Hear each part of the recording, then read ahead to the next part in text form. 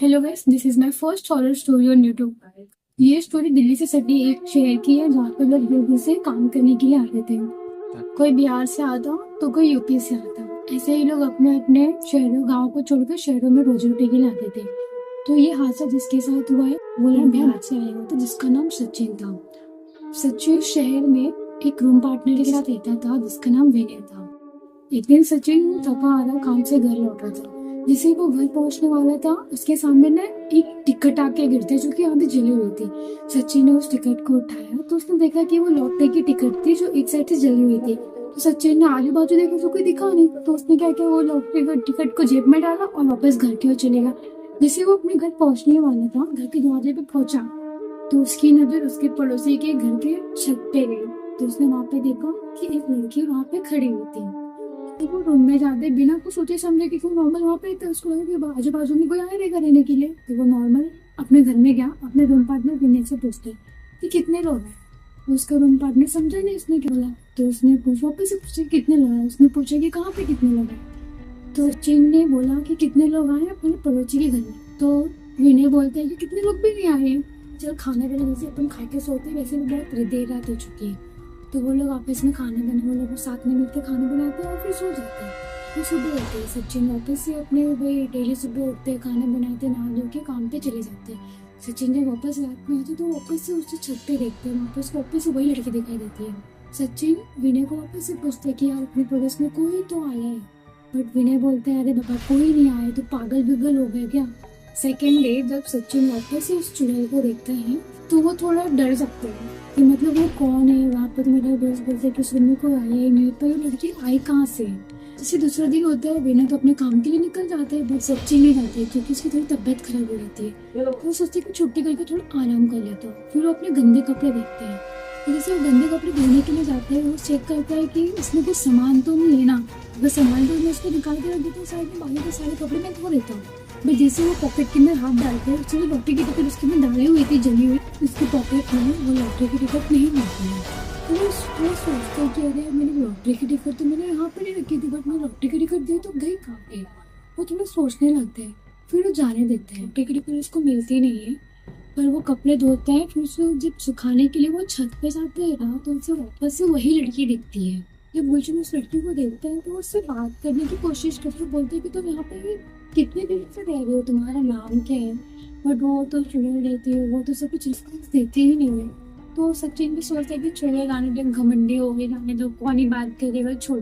तो फिर वो कपड़े सुखा के वापस अपने रूम में आते हैं, अंदर से वापस घर आते हैं। तो सचिन उसको वापस से पूछते हैं कि अरे यार मैंने यहाँ पे सच में कोई नहीं आया, क्योंकि मैंने वापस से वही लड़की को देखा है जैसे मैंने कल रात को देखा था। मैंने उससे बात भी की, उसने मैंने कुछ रिस्पॉन्स नहीं दिया। तो मैंने उसको पूछती तो पागल हो गया क्या, मैं तो जब मैं हमेशा उसी रास्ते से आती हूँ, मैं हमेशा उस गेट पे बड़ा सा ताला देखता हूँ। ठीक है, फिर दोनों झगड़ा बिगड़ा करते, खाना पीना बना के लिए वापस सो जाते हैं। सुबह होते ही सचिन और विनय दोनों ही काम के लिए निकल जाते हैं। सचिन भी उसी रास्ते था कि गेट के सामने बहुत ही बड़ा सा ताला लटका हुआ था जिसपे बहुत ही ज्यादा धूल जमी हुई थी, जिसपे के अंदर कोई जा ही नहीं सकता था उस घर में।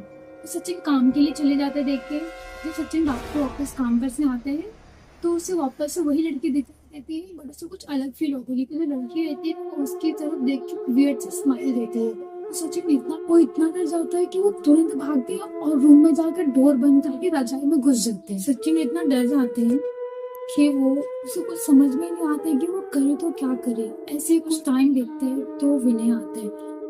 तो सचिन विनय को बोलते हैं कि यार भाई प्लीज जरा बाजू वाली छत पे जाके देखना कोई है क्या। तो विनय उसको पूछता है कि क्यों। सचिन बोलते हैं प्लीज जाके तो देख। मैंने जाके देखने तो उससे वापस से वही लड़की दिखाई देती है, वो भी वियर्ड से स्माइल में। सचिन की हालत वहाँ पे खराब हो जाती है, वो थर थर कांपने लगता है। वो वापस जब भाई भाग के सचिन के पास आते हैं वो इतना डर के रहते हैं कि बेचारा कांपने भी लगता है, कांपता रहता है, उसके मुंह से आवाज ही नहीं आती है। तो सचिन उसको पूछते बोलना क्या हुआ। मैंने बोलते कि अरे भाई तू चुप बैठ ऐसा बोलते। मैंने वापस से पूछते अरे भाई कुछ तो बता, हुआ क्या, तूने उस लड़की को देखा क्या। मैंने उसको बोलती कि हाँ भाई मैंने उस लड़की को देखा, लड़की इतनी डरावनी थी, उसकी स्माइल तो भाई बहुत कितनी डरावनी थी। बोलते कि हाँ यार मैंने उस लड़की को देखा, बहुत ही डरावनी थी। तो विनय उसको बोलते हैं कि अभी ना सुबह होती है हम लोग मकान मालिक के पास जाएंगे और उससे बात करेंगे। जैसे ही सुबह होता है वैसे ही सचिन और विनय दोनों मकान मालिक के पास जाते हैं रूम खाली करने के लिए।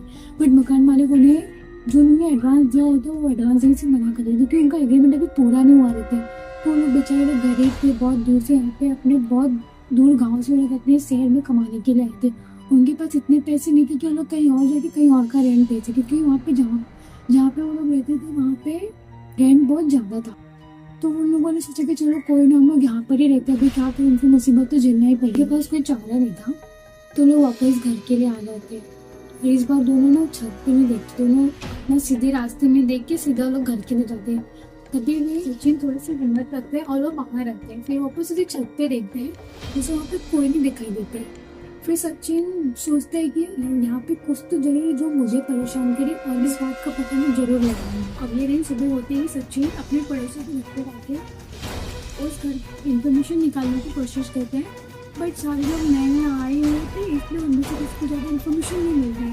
उससे पता चलता है कि यहाँ पे 5 लोगों का परिवार रहता था, तो किसी बस इतना ही पता चलता है क्योंकि जो भी जिनके भी घर पे वो जाके इन्फॉर्मेशन ले रहा था ना, वो सब अभी अभी न्यूली शिफ्ट हुए हुए थे।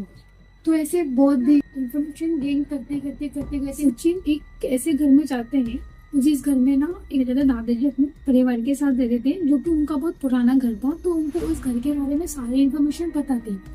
तो सचिन जब उनके पास जाते हैं तो वो दादाजी को पूछते हैं कि दादाजी रूम नंबर 441 का क्या नाम है। तो दादाजी उसको पूछते हैं कि क्या वो बेटा, तो बोलते हैं कि मैं रूम नंबर 435 में रहता हूँ, मैं जब भी वहाँ से गुजरता हूँ मुझे रूम नंबर 441 में ना एक लड़की दिखाई देती है जो कि हमेशा अजीब अजीब वियर्ड स्माइल देके हमारी तरफ देखती रहती है। दादाजी कहते हैं कि जो 441 रूम नंबर है उसमें टोटल 5 लोग रहते थे, नौकरानी रहते थे और 2 भाई लोग रहते थे और उनके 2 बेबियां थी। जो नौकरानी थी ना थोड़ी सी ज्यादा एज की थी, तो ज्यादा काम नहीं कर पाती थी, तो उसको बहुत कम पैसे लेते थे और हमेशा उसको टॉर्चर करते रहते। सुनीता इतना टॉर्चर सह नहीं पाई थी, तो उसने सोचा कि मैं ये काम यहाँ से काम करके कहीं और जाती है। तो दादाजी ने उनकी हेल्प की थी कहीं और पे काम दिलाने के लिए। उन्होंने सुनीता की इतनी ज्यादा बेइज्जती करी, तो चोर है तो ये है तो वो है कहके उसे उन लोगों ने घर से निकाल दिया और उसकी बची बची तनख्वाह भी नहीं दिया। सुनीता फिर उसने अगले दिन ना वो 100 रुपए की लॉटरी की टिकट खरीदती है, जिसको जो लॉटरी की टिकट उसकी लग जाती है और उसका जो इनाम है वो 25 lakhs का रहता है। तो सुनीता तो बहुत खुश हो जाती है, चलो भाई कुछ नहीं, अभी आगे की जिंदगी जितने भी मेरे बच्चे कुछ दिन है वो मैं अच्छे से जियूंगी। इतना बोल के ना वो सचिन दादाजी को पूछते कि आपके पास क्या सुनीता की फोटो है क्या। दादाजी सचिन को सुनीता की फोटो दिखाते हैं और सचिन सुनीता की फोटो देखते ही बेहोश हो जाते हैं। तो बाद में विनय उसको खोजते खोजते खोजते खोजते वो दादाजी के घर पर पहुंचते हैं। वो सचिन को देखते बेहोश पड़े रहते हैं। तो वो लोग थोड़ा उसकी होश में आने का वेट करते हैं। जैसे सचिन होश में आता है वैसे ही विनय सचिन को लेके घर पे आते हैं। विनय सचिन को पूछते हैं कि तू बेहोश कैसे हो गया, पता ही नहीं यहाँ के लोग कैसे हैं। तो सचिन उसको बोलता है कि भाई कोई बात नहीं, चल खाना पीना बना, अपन खाना खा के सो जाते हैं। तो सचिन फैसला लेता है कि बाबा कुछ भी हो जाए मैं तो घर में जाके रहूँगा। तो सचिन दूसरे दिन सुबह होती वो उस रूम में जाते हैं, अपने पड़ोसी के छत से छलांग मार के वो उस रूम के अंदर चले जाते हैं। तो उसे वहाँ पे वही नौकरानी सुनीता दिखाई देती है। तो सचिन उसको बोलते हैं कि मुझे पता है कि आप डरावनी भूत नहीं हो, मुझे पता है आप बिल्कुल अच्छी हो। तो ये जो सुंदर लड़की है ना वो उसके सामने उसको देखती है और उसको एकदम अच्छी सी डरावनी स्माइल देख के उसकी सब देख के उसके लोग भाग के आते हैं। तो जैसे वो भाग के आते हैं सचिन उसको बोलते हैं कि मुझे पता है वो अच्छी बहुत हो, अच्छी बहुत हो, मुझे कुछ नहीं करोगे, मुझे कुछ नहीं करोगे। तभी भी सुनीता उसका गला दबा के रखती है। तो सचिन उसको बोलता है कि मुझे पता है भी अच्छी बहुत, मुझे कुछ नहीं करोगे। वो उसे बोलते रहते हैं कि मुझे पता है आपकी स्टोरी क्या है। अभी सुनीता से गल दबाना नहीं छोड़ती। तो सचिन क्या करता है उसकी पॉकेट से वो लॉटरी का टिकट निकाल के वो उसको दिखाते हैं कि देखो मेरे पास आपकी लॉटरी की टिकट है जो कि आगे चली हुई थी। तभी भी सुनीता वो लॉटरी का टिकट देख के भी वो उसका गल दबाना नहीं छोड़ देती। तो सचिन उसको बोलते हैं देखो आपकी क्या बात है, आप मुझे बताओ, मैं आपकी हेल्प कर सकता हूँ, आप मुझे बताओ कि इसमें हुआ क्या है आपके साथ। और इधर पे विनय को कुछ समझ में नहीं आती कि सचिन गया तो गया किधर पे। वहाँ पे बेचारा सचिन वैसे कन्विंस कर दी कि वो उसका गला दबाना छोड़ दे ताकि वो उसकी हेल्प कर सके। उसके साथ क्या हुआ है वो बताया सुनीता।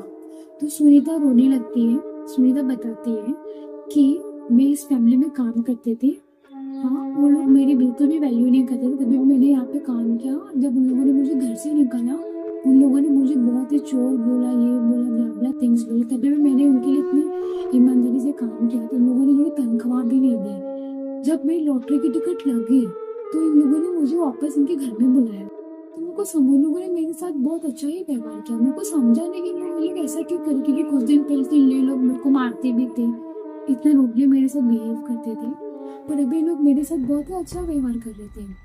मेरे को समझा नहीं। तो उन लोगों ने जब बोला ना, दोनों भाइयों ने, कि तुम्हारी जो लॉटरी की टिकट लगी तुम मुझे दे दो, तभी मुझे समझा कि अच्छा, अभी मुझे पता चला कि तुम लोग मेरे से इतना अच्छा व्यवहार क्यों करो, तुमको मेरी लॉटरी की टिकट चाहिए। तो सुनीता उन्हें देने से मना कर देती है, तो चारों मिलके सुनीता को मार डालते हैं, क्योंकि वो लॉटरी का टिकट नहीं देती उनको। और चारों मिलकर उसे मार डालते और सामने की जमीन में एक गड्ढा खोदते और उसको वहां पे जाकर दफना देते हैं। कुछ समय के बाद सुनीता की आंखें खुलती है, तो वो देखती है कि अरे यार, मेरी बॉडी तो मर चुकी है बट मेरी आत्मा जिंदा है। उसको समझ में नहीं आती कि हुआ गया है उसके साथ में, क्योंकि वो देखते कि यहाँ पे वो सोई हुई है, पूरा जमीन के अंदर लेटी हुई है, बट उसकी आत्मा बस जो उसको आजू बाजू दिख रही है।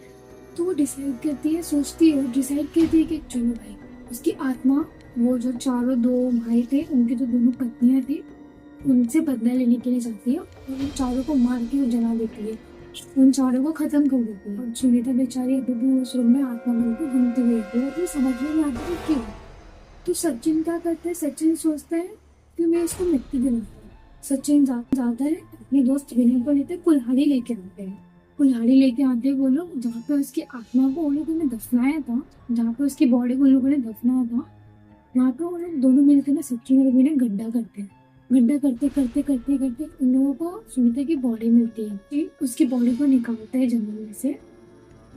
तो जमीन में से जब उसकी बॉडी को निकालते हैं ना, तो पूरा कंकाल हो चुका था, क्योंकि बहुत सालों से उस जमीन के अंदर दबे हुए थे। तो सचिन उसको निकालते हैं, तो पूरा कंकाल था। फिर कंकाल को लेके आते हैं, पूरी रीति रिवाजों के साथ उसको अंतिम संस्कार करते हैं उस कंकाल। फिर बाद में सुनीता की आत्मा को मिट्टी में डालते हैं। जो स्टोरी मैंने अभी आपको बताई, वो आपको अच्छी लगी होगी। ये स्टोरी दिल्ली के पास से किसी शहर की थी, जो मुझे किसी ने बताया, तो मैंने आपको बताया।